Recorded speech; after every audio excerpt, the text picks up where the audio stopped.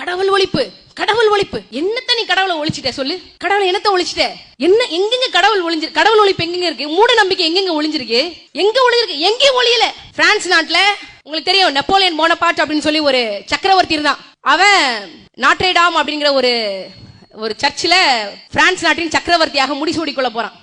அவனுக்கு பிரான்ஸ் நாட்டுக்கு எந்த சம்பந்தம் இல்ல. பிரான்ஸ் நாட்டுல இருந்து ஒரு சின்னஞ்சிறு தீவு கார்சிகா என்ற தீவு, கார்சிகா தீவுல இருந்து பிரான்ஸ் நாட்டுக்கு படிக்க வந்தவன் தான் நெப்போலியன். அவன் வெறி பிடிச்சு படிச்சான். சாதாரண மகன் சிப்பாயாக மாறினா, தளபதியாக மாறினா. அவன் சண்டையிட்டான், தலைமை தளபதியாக ஆனா. ஒரு காலகட்டத்தில் பிரான்ஸ் தேசமே அவனுக்கு கீழே வந்து நின்னது.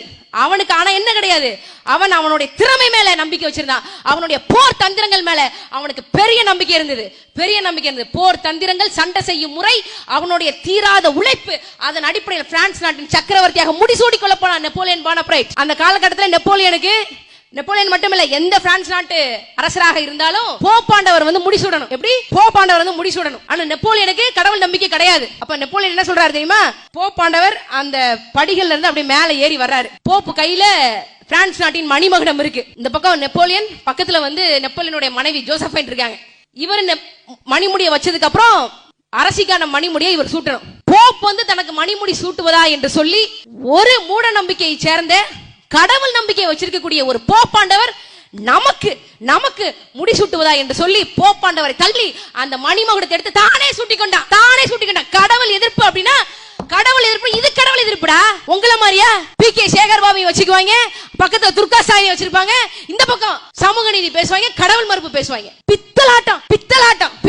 கடவுள் மறுப்பு. திருச்செந்தூர் கோயில 1000 ரூபாய் இருந்தா உள்ள போக முடியும், தெரியுமா? பழனி கோயில எவ்வளவு கொள்ளையடிக்கிற? கடவுளை வச்சு கொள்ளையடிக்கிறே இல்லையா? இருக்குதானே? எல்லா கோயில்களுக்கும் நீங்களும் போயிருப்பீங்களே. கடவுளை வைத்து பிழைக்கக்கூடிய இந்த திமுக அரசாங்கம், நம்ம வரலாறு படிக்கிறோம். நெப்போலியன் மணிமகுடத்தையே வேண்டாம், போப்பாண்டவரை தள்ளி விட்டு அவன் சூட்டிக்கிறாயா? கடவுள் எதிர்ப்புனா அப்படி இருக்கணும். அவன் ஏன் கடவுளை எதிர்த்தான்?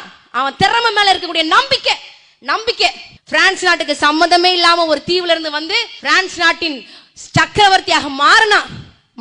அதனாலதான் அவன் மாவீரன் நெப்போலியன்.